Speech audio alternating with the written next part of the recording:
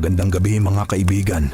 Welcome sa panibagong nakakakilabot na yugto ng Aswang Confessions, ang programang naglalakad sa manipis na linya sa pagitan ng realidad at ng mga nilalang na ayaw nating mapaniwalaan. Ihanda ang sarili.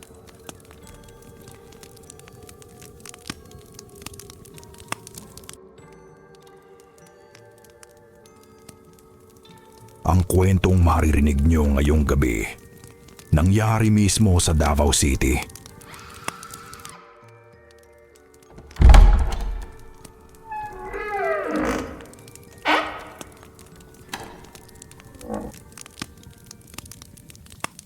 Ako si Paul, 21 taong gulang, isang working student sa Matina, Davao City. Sanay na ako sa pagod, sanay sa puyat, sanay sa uwi na halos hating gabi. Kasi after ng OJT ko sa Bahada, ako pa ang gumagawa ng mga plate at project. Araw-araw, pare-pareho ang takbo ng buhay ko. Trabaho, school, pagod, uwi. Pero kahit gaano ako kasanay sa routine, may mga gabing parang may ibang mata na nakatingin habang naglalakad ako mag-isa. Alam mo yung pakiramdam na tahimik ang kalsada pero hindi ka mag-isa? Ganun ang gabi na yon. Malamig ang hangin kahit hindi naman dapat malamig. Yung street light sa Matina, nag-flicker isang beses, tapos 2 beses. Parang may dumadaan na hindi ko nakikita. Hinawakan ko backpack ko. Humigpit ang kapit ko. Habang papalapit ako sa terminal, napansin ko, walang tao. Yung usually puno pa ng mga estudyante galing YB, yung mga tricycle driver na nagyoyosi sa tabi, wala. Parang iniwan ang lugar. Tanging tunog lang ng sarili kong paglakad ang naririnig ko. Pagdating ko sa kanto, tumigil yung isang jeep. Mabagal. Para bang ayaw tumigil pero kailangan. Walang sakay, walang route sign, at wala ring plaka. Pero ang pinaka nakakakilabot, yung chuper, hindi siya nakatingin sa akin. Pero ramdam kong alam niyang andun ako. Kasi nung lumapit ako, bigla siyang ngumiti. Isang ngiti na hindi ko agad maintindihan kung masaya ba o gutom. Hindi ko alam kung bakit ako pumasok. Siguro dahil pagod ako. Siguro dahil gusto ko na lang umuwi. O baka dahil talagang inaabangan niya ako. Pagkaupo ko sa loob ng jeep, bigla kong naramdaman na parang may humigop ng init sa katawan ko. Malamig sa loob. Hindi yung normal na lamig ng hangin. Iba. Parang lamig ng kuweba. Lamig ng puntod. Umupo ako sa bandang gitna. Wala pa ring ibang pasahero. Nakahinto kami ng ilang segundo. Pero hindi gumagalaw ang chuper. Parang may hinihintay o may pinakikinggan. Tumingin ako sa rearview mirror. Hindi ko makita mukha niya ng buo. Puro anino. Pero yung ulo niya, nakatagilid. Parang nakikinig sa kung saan. 2 segundo, tahimik. Biglang umandar ang jeep. Mabilis. Mas mabilis kaysa sa normal. Parang may nag-utos sa kanya. Kuya, sa kilometer 6 lang po ako. Wala siyang sagot. Tuloy-tuloy lang ang andar. Parang panic mode. Parang may tinatakasan. Sinilip ko yung sahig. May tumutulong likido. Akala ko tubig, pero malapot. Mabangis ang amoy, metallic, parang dugo. Kinilabutan ako sa loob-loob ko, pero hindi ko alam kung tatayo ba ako o uupo lang ng tahimik. Habang tumatakbo kami, may napansin akong kakaiba sa bintana. Yung mga poste, pumapailalim sa dilim bago lumitaw ulit. Parang nag-flicker ang buong kalsada. Parang may dumadaan na anino sa ibabaw namin. Kuya, may problema po ba? Tanong ko ulit. Ngumiti siya. Hindi ko pa man kita mukha niya ng buo. Pero kita ko yung kilos. Yung dahan-dahang pag-angat ng pisngi.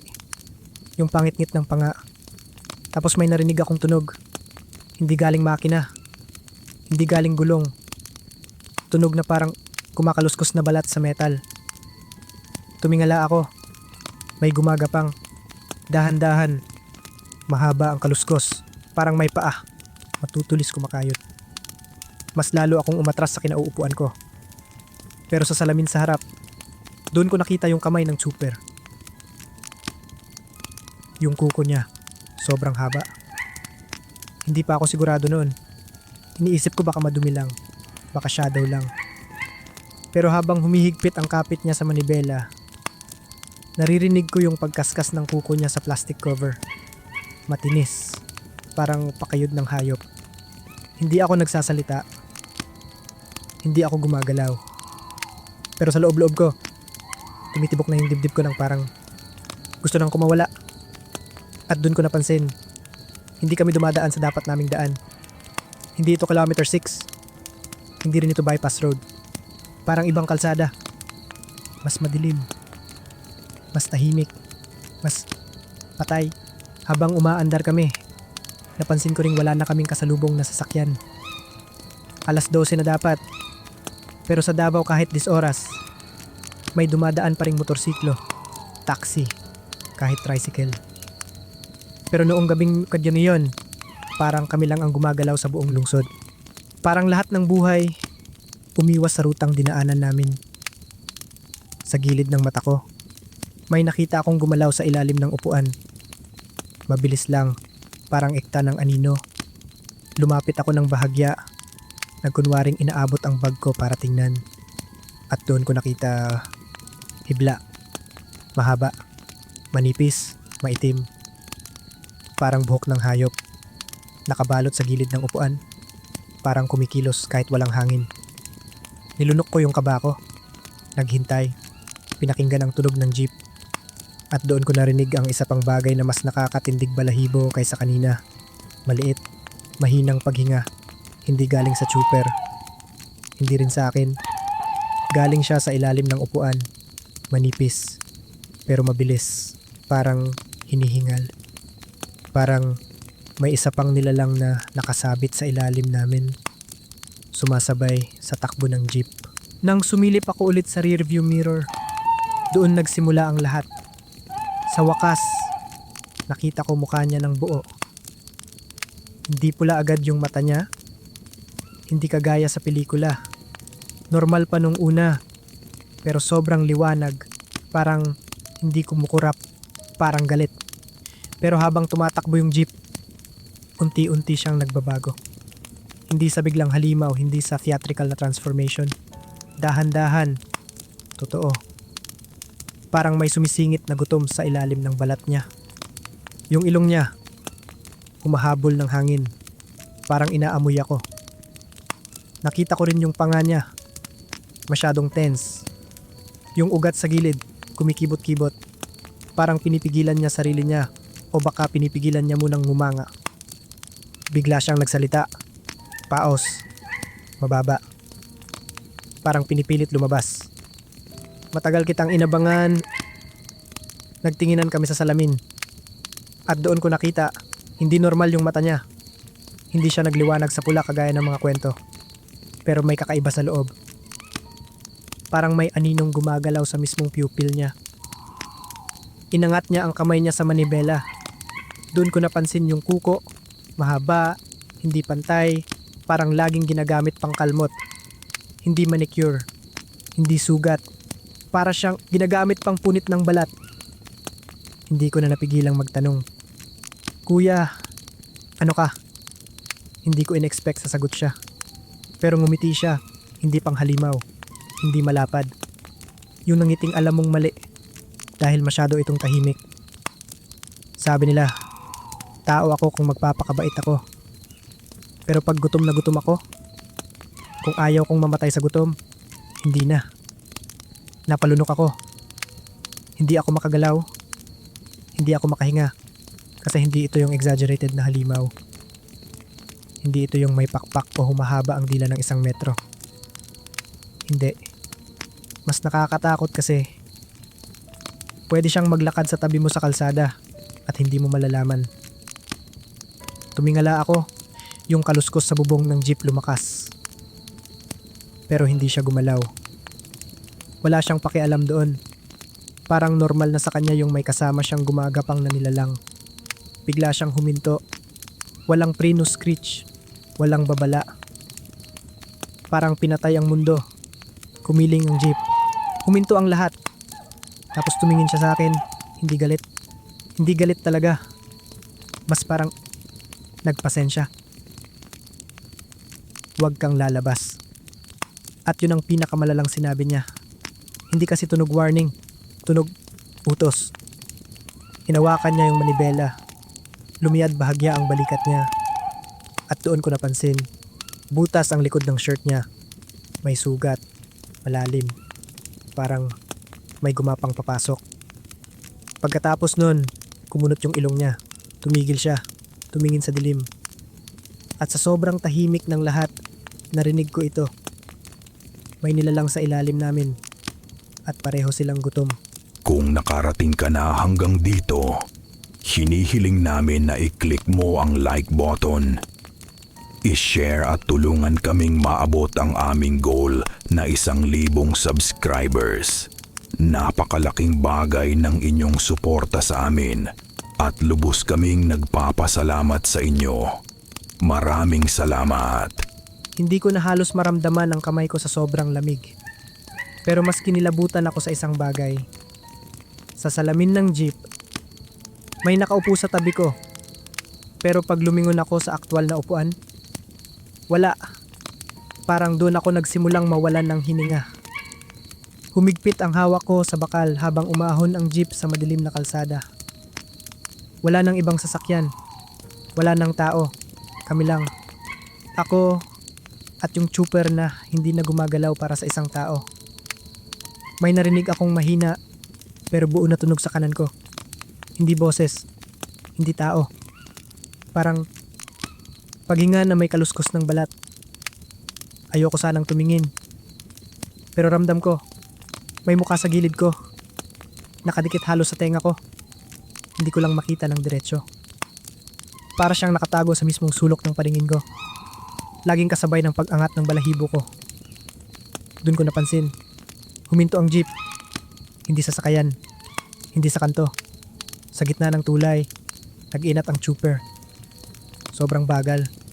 Parang nagkikrak ng mga buto niya. Tapos sabay sabi niya, "Diri ka na, baba. Wala namang ilaw. Walang bahay. Walang tao." Dahan-dahan akong lumingon sa pinto. Locked. Pero sa sahig ng jeep, napansin ko, hindi na normal ang mga anino namin. Sa anino ko may isa pang ulo sa tabi ko. Nakayuko. Doon ako nawalan ng takot. Napalitan ng survival instinct. Kinuha ko yung pinakamabigat na bagay sa bag ko, power bank. At nakaposisyon ako na parang handang sumuntok. Hindi ko alam kung effective, pero wala na akong choice.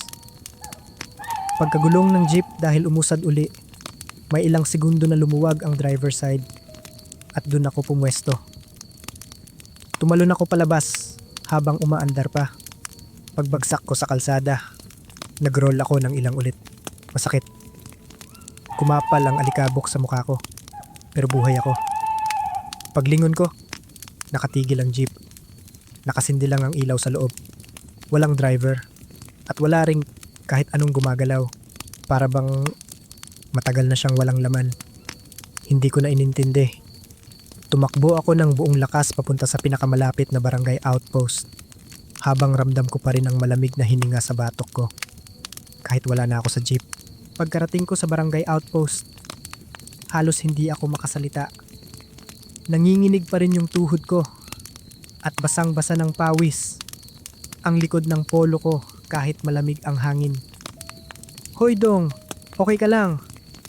Tanong ng tanod, halatang nagulat. Sumambulat sa bibig ko yung kwento, pero putol-putol. "Jeep, hating gabi. Driver, hindi tao. May anino sa tabi ko." Hindi sila agad naniwala, pero nung sinabi ko yung plate number, bigla silang nagkatinginan. Sabi ng isa, "Parang familiar to ha, parang may nag-report dito last month." Naglabas sila ng logbook. May entry nga. "Unidentified jeep, suspicious driver. Passenger jumped out. Driver fled." Hindi malinaw yung report, Pero pareho kami ng lugar, Matina Crossing area. Dinala nila ako sa police substation. Pinaupo. Pinainom ng tubig. Tapos tinanong, Dong, sigurado ka bang jeep talaga yun? Hindi motor? Hindi truck? Sigurado po, jeep talaga. Yellow ang pintura. Yan din ang sabi nung isa. Hindi na sila nag-follow up ng sobra. Pero pinayuhan nila ako. Paggabi na, huwag ka nang sumakay sa jeep na halos walang pasahero. Lalo na pag hindi humihinto sa tamang sakayan. Umuwi ako bandang 3 ng umaga. Pagdating ko sa bahay, mukhang hindi nakatulog si mama. Niyakap niya ako ng mahigpit.